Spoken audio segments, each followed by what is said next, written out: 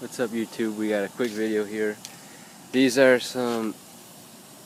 they're made by Oxbeam LED off-road lights. I got on Amazon for about 10 bucks a pop.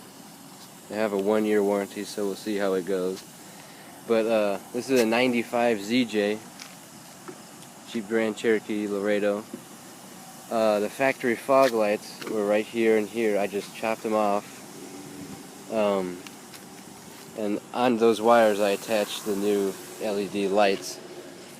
Now I'll show you the regular headlights. Get a front view right here. And now I'll turn on the LEDs. And as you can see, it's a huge difference.